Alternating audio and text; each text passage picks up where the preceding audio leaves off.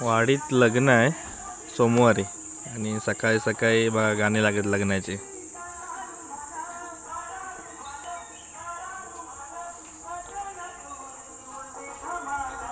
काय आवाज वाढवला. तुमच्या सुद्धा गावी अशी गाणी लागतात काय सकाळी सकाळी लग्नाची? कमेंट करून नक्की सांगा. बघा जुनी गाणी ऐकायला मजा वाटते एकदम. टॅग करा तुमच्या मित्रांना, त्यांचं यावर्षी कर्तव्य आहे.